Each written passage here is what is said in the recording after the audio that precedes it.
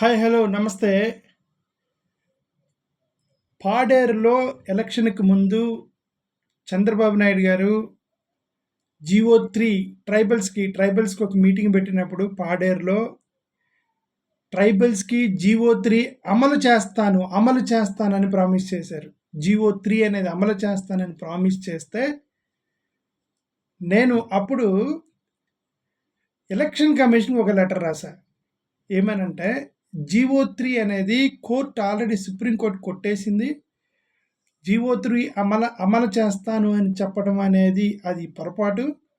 అది మోసం చేయటం అవుతుంది. దళితుల్ని మోసం చేయటం అవుతుంది. షెడ్యూల్డ్ ట్రైబ్స్‌ని తెగల్ని మోసం చేసినట్టు అవుతుంది. అది సుప్రీం కోర్టు ఆల్రెడీ కొట్టేసింది అది. ఆ జీవో కుదరదని.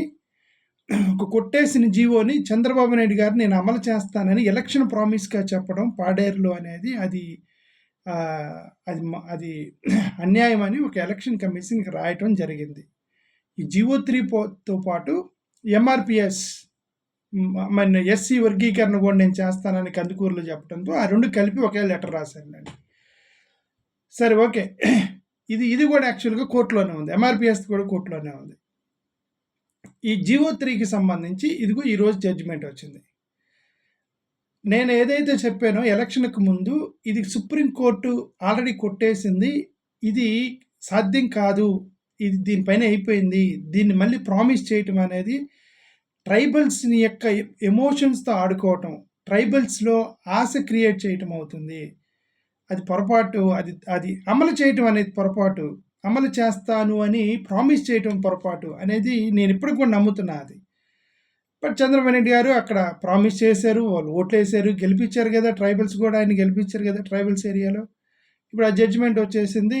ఆ రివ్యూ కూడా తీసుకోమని చెప్పి సుప్రీంకోర్టు జడ్జిమెంట్ ఇచ్చింది. అంటే ఏదైతే జీవో 3 అమలు ఉందో అది రివ్యూ కూడా తీసుకోమని సుప్రీంకోర్టు జడ్జిమెంట్ ఇచ్చింది ఈరోజు. అసలు ఈ జీవో 3 ఏంటి అనేది సింపుల్‌గా నట్‌షెల్‌లో మీకు అర్థం అవ్వటానికి, ఎందుకంటే ఒక కంటెంట్ మీకు అర్థం అవ్వకుండా ఏం మాట్లాడుతున్నాను మీకు అనవసరమైన విషయం. కాబట్టి ముందు అసలు జీవో 3 ఏంటో మీకు చెప్తున్నాను. ఓకే. జీవో 3 ఏం లేదు. 1986లో 1986లో గవర్నర్ పేరు కుమిత్బెన్ జోషి. కుమిత్బెన్ జోషి అని ఒక ఆమె 1986లో ఆ కుమిత్బెన్ జోషి ఇందిరాగాంధీ గారి గవర్నమెంట్ ఉన్నప్పుడు గవర్నర్ అధికారాలను ఉపయోగించి గవర్నర్ ఒక అధికారం ఉంది కాబట్టి గవర్నర్ పవర్ను ఉపయోగించి ఒక ఆర్డర్ వేశారనమాట. ఒక ఆర్డినెన్స్ పంపించారు గవర్నర్.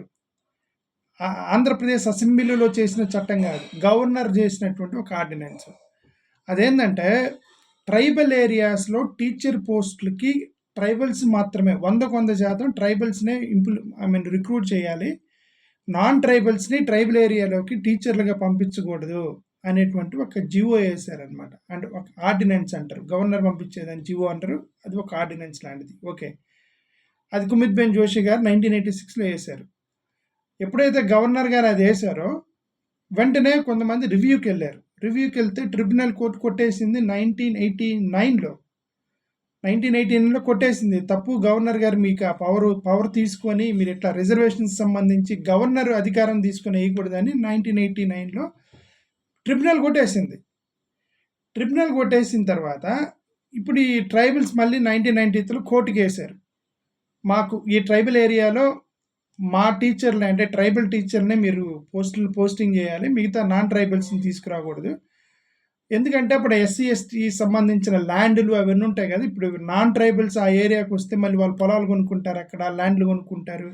అంటే మిగతా వాళ్ళు రానివ్వరు అనమాట. ట్రైబ్స్ వాళ్ళు కొనుక్కుంటే ఈ నాన్ ట్రైబల్ ఏరియాస్లోకి ఎస్సీ ఎస్టీకి సంబంధించిన ల్యాండ్ యాక్ట్ ఇవన్నీ చాలా సమస్యలు వస్తాయి.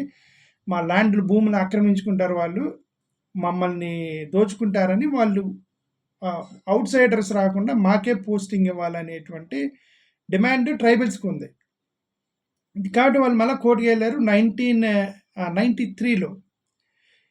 చూడండి, ఇక 1993లో కోర్టుకి వెళ్ళగానే మళ్ళీ కోర్టు కొట్టేసింది. అది అట్లా పాసిబుల్ కాదు. ఇట్లా ట్రైబల్స్ ఉన్న దగ్గర ట్రైబల్స్కే ఇవ్వాలి, ఎస్సీలు ఉన్న దగ్గర ఎస్సీలకే ఇవ్వాలని అదేం లేదు. రిజర్వేషన్స్ అనేవి లోకల్ వాళ్ళకి ఇంత అప్పుడు ఒక పాలసీ అనేది ఉంది కదా. జోనల్ సిస్టమ్ ఉంది. జోనల్ సిస్టమ్ ప్రకారం లోకలోళ్ళకి ఒక ఐ థింక్ 60% లోకల్కి 40% నాన్ లోకల్కి ఏదో జోనల్ సిస్టమ్ ఉంది. దాని ప్రకారమే మీరు రిక్రూట్ చేసుకోవాలి. కానీ ట్రైబల్స్కి 100% అనేది పాసిబుల్ కాదని కోర్టులు కొట్టేసినాయి. అవి కొట్టేసాయి. బట్ ట్రైబల్స్కి ఉన్నటువంటి డిమాండ్ ఏదైతే జెన్యూన్, ట్రైబల్స్కి ఉన్న ఆ డిమాండ్, వాళ్ళ కన్సర్న్, వాళ్ళ బాధ ఏదైతే ఉందో దట్ జెన్యూన్. బట్ రాజ్యాంగపరంగా, చట్టపరంగా అవి కుదరవని కోర్టులు కొట్టేస్తున్నాయి. ఇప్పుడు చూడండి, చంద్రబాబు నాయుడు గారు 1997లో ఆయన అధికారంలోకి అప్పుడే పార్టీని తీసుకున్నారు. ఎన్టీ రామారావు గారి గవర్నమెంట్ని పడగొట్టి ఆయన పార్టీని తీసుకున్నారు. ఇది ఆల్రెడీ 2 సార్లు కోర్టులో కొట్టేసినటువంటి ఒక జీవోని పట్టుకొని 1989లో ఎలక్షన్స్ వస్తున్నాయని పక్కన దాన్ని పట్టుకున్నారు. దాన్ని పట్టుకొని ఒక జీవో ఇచ్చారు. ట్రైబల్స్ మొత్తానికి వాళ్ళకి ఆ ట్రైబల్స్కే ఉద్యోగం ఇవ్వాలి అని చెప్పేసి ఒక జీవో ఇచ్చారు. అక్కడ ట్రైబల్స్ ఓట్ల కోసం చంద్రబాబు నాయుడు గారు. అక్కడ ఏమైంది, ఆయన 1997లో ఎప్పుడైతే ఇచ్చారో 1998లో మళ్ళీ కోర్టు కొట్టేసింది. అంటే he knows that, Chandrababu Naidu గారికి తెలిసి ఇది కోర్టులో ఉంది, గవర్నర్ అధికారంతో తీసుకున్న ఒక దాని మీద ఇది కోర్టులో నిలబడడానికి తెలిసి, బట్ ఇదిగో నేను మీకు ఇస్తాను అంటే అక్కడ ఓట్లు పడతాయి కదా, వేసారనమాట. మళ్ళీ గవర్నమెంట్ ఆఫ్ ఆంధ్రప్రదేశ్ మళ్ళీ 2000లో రివ్యూకి వెళ్ళింది. అంటే గవర్నమెంట్ తరపు నుంచి రివ్యూలోకి వెళ్ళారు 2000 సంవత్సరంలో. అది 2000లో రివ్యూకి వెళ్ళిన తర్వాత మళ్ళీ అది కోర్టులో, సుప్రీంకోర్టులో వేసారు. అది కూడా మళ్ళీ కోర్టు కొట్టేసింది. సో మళ్ళీ వీళ్ళు సుప్రీంకోర్టుకి వెళ్ళారు. ఈసారి సుప్రీంకోర్టుకి వెళ్తే 2002లో సుప్రీంకోర్టు 2002లో దాన్ని 2002లో సుప్రీంకోర్టు అసలు కొట్టేసింది జడ్జిమెంట్. అది మొత్తం కొట్టేసింది అనమాట. సుప్రీంకోర్టులోనే కొట్టేసింది. సుప్రీంకోర్టులో కొట్టేస్తే మళ్ళీ వీళ్ళు రివ్యూకి వెళ్ళారు. 2020లో రివ్యూకి వెళ్ళారు. అంటే రివ్యూ కంటే 5 జడ్జెస్ బెంచ్ ఉంటుంది కదా, 5 జడ్జెస్ బెంచ్ కొట్టేస్తే వీళ్ళు 7 జడ్జెస్ బెంచ్ ద్వారా మీరు మళ్ళీ దీన్ని పరిశీలించాలని వీళ్ళు మళ్ళీ కోర్టుకు వెళ్ళారు 2020లో. దాన్ని ఇప్పుడు రివ్యూ అనేది కొల్ల కాదని ఈరోజు జడ్జిమెంట్ ఇచ్చింది. ఇప్పుడు దీన్ని మొన్న ఎలక్షన్కి ముందు చంద్రబాబు నాయుడు గారు ఇంత హంగామా జరుగుతుంటే, ఇన్నిసార్లు కోర్టులో కొట్టేస్తుంటే దాన్ని నేను మీకు GO3 అమలు చేస్తానని ప్రామిస్ చేశాడు చంద్రబాబు నాయుడు గారు. GO3 అమలు చేస్తానంటుంది తప్పు. GO3 ఇప్పుడు అమలు చేయాలంటే ఎస్, ఇప్పుడు అది కొట్టేగానే ఇంకా అది ఎండ్ అంటే ఎండ్ ఏం కాదు. There is a hope. దాన్ని హోప్ చేయడానికి 2 మార్గాలు ఉన్నాయి. ఇప్పుడు ఈ GO3ని అమలు చేయాలంటే 2 మార్గాలు ఉన్నాయి. అదేంటంటే రాష్ట్రపతి గవర్నర్కి అధికారం ఇవ్వాలి. రాష్ట్రపతి ఆర్డినెన్స్ పాస్ చేసి గవర్నర్కి అధికారం ఇచ్చి ఈ రిజర్వేషన్స్కి సంబంధించి ఒక ఆర్డినెన్స్ తీసుకోవచ్చు అని రాష్ట్రపతి ద్వారా consent of president of India వస్తే పాసిబిలిటీ ఉంది, దాన్ని అమలు చేయొచ్చు రాష్ట్రపతి నుంచి వస్తే. ది అదర్ వే ఈజ్ పార్లమెంట్లో చట్టం చేయాలి. పార్లమెంట్లో చట్టం చేస్తే అంటే article 1 there is 371D, article 371Dని అమెండ్మెంట్ చేయాలి. ఆర్టికల్ 371D అమెండ్మెంట్ చేస్తే అది GO3 అమలు చేయొచ్చు. అంటే ట్రైబల్ ఏరియాలో ట్రైబల్స్కి మాత్రం ఉద్యోగాలు ఇవ్వాలి, మిగతా వాళ్ళు ఎవరు రానివ్వరు అక్కడికి. అది అమలు చేయొచ్చు. ఆర్టికల్ 371Dని అమెండ్మెంట్ చేస్తాయి. ఇప్పుడు ఈ 2 చేయాలంటే ఎవరు చేయాలి? కేంద్ర ప్రభుత్వం చేయాలి. చంద్రబాబు నాయుడు గారు ఎలక్షన్ ప్రామిస్లు ఏం చేయాలి? ఇదిగోండి, నాకు ఎన్డీఏతో గవర్నమెంట్తో నేను పొత్తు పెట్టుకున్నాను, నేను కేంద్ర గవర్నమెంట్ అంటే కేంద్రంలో ఉన్నటువంటి నరేంద్ర మోడీ గారిని ఒప్పించి 371D ఆర్టికల్ 371Dని నేను అమెండ్మెంట్ చేపిస్తాను, మీకు దాన్ని ఏ విధంగా అయినా సరే దీన్ని మీకు కేంద్రం దృష్టికి తీసుకెళ్తానని చెప్పడంలో తప్పులేదు. అది చెప్తే తప్పులేదు. లేదంటే నేను రాష్ట్రపతి ద్వారా చేపిస్తానని తప్పులేదు. లేదంటే నేను మంచి జడ్జిని పెట్టి నేను దీన్ని చేపిస్తానని తప్పులేదు. ఇవన్నీ వదిలేసి GO3 నేను అమలు చేస్తాను అని చెప్పడం ఎంత మోసం చేయటం కదా అది.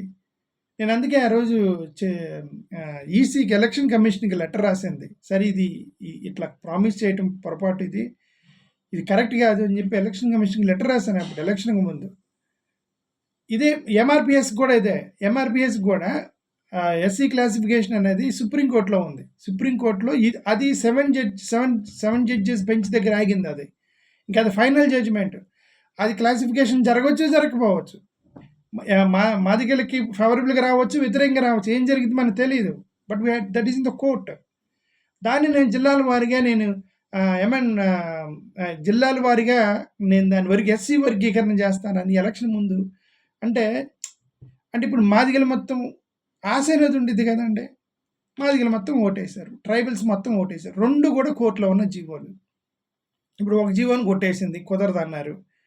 ఇప్పుడు నిజంగా చంద్రబాబు నాయుడు గారు జెన్యూన్ అయితే, చంద్రబాబు నాయుడు గారు దానికి కట్టుబడి ఉంటే, ఇప్పుడు మీ దగ్గర ఉన్నాయి కదా, ఇప్పుడు గవర్నమెంట్ పడిపోయేటట్టుకుంది కదా, మీరు వెళ్ళి ఆర్టికల్ 371 మీరు అమెండ్మెంట్ చేసి GO3 అమలు చేయాలి, లేదంటే మేము రిజైన్ చేస్తాం, మీ గవర్నమెంట్ని పడగొడతామని చెప్పి మీరు అక్కడ కేంద్ర ప్రభుత్వాన్ని బెదిరించమనండి. ఆయన ప్రామిస్ చేశారు కదా పాడేరులో, GO3 కోసం నేను నిలబడతానని. మా చంద్రబాబు నాయుడు గారిని బెదిరించమనండి కేంద్ర ప్రభుత్వం దగ్గరికి వెళ్ళి. రైట్, చేయగలడు, ఆయన అనుకుంటే చేయగలడు, కానీ చెయ్యరు. ఇక్కడ ట్రైబల్స్ కావాలా, లేదంటే అక్కడ కేంద్ర ప్రభుత్వాన్ని నిలబెట్టడం కావాలంటే ట్రైబల్స్ పోతే పోయారు, కేంద్ర ప్రభుత్వంతో సత్సంబంధాన్ని వాళ్ళతో ఎదురుగేం పోరు. వీళ్ళు బెదిరిస్తే ఆర్టికల్ 371 అమెండ్మెంట్ చేపించమనండి, అప్పుడు జెన్యూన్ అని నమ్ముతారు. అది నేను చెప్పేది. సరే, ఇంక మనం ఎంత చెప్పుకున్నా శ్రీకృష్ణుడు లీలలు అన్నట్టుగా చంద్రబాబు నాయుడు గారికి చాలా ఒక్కోసారి I'm very much impressed the way he does the politics. Chandrababu Naidu గారు చేసే రాజకీయం ఒక్కోసారి నిజంగా ఇంప్రెస్ అవుతాను. అరే, ఇంత తెలివిగలవాడు, చాలా ఇంటెలిజెంట్ పర్సన్ అని అనుకుంటా ఒక్కోసారి. బట్ ఇంక ఇదంతా కూడా ఏంటంటే ప్రజల యొక్క ఎమోషన్స్తో ఆడుకోవటం, ప్రజల్ని జరిగిన వాటిని నేను చేయగలనని చెప్పటం, అదంతా కూడా ఆయనకే చెల్లింది అదంతా. Thank you.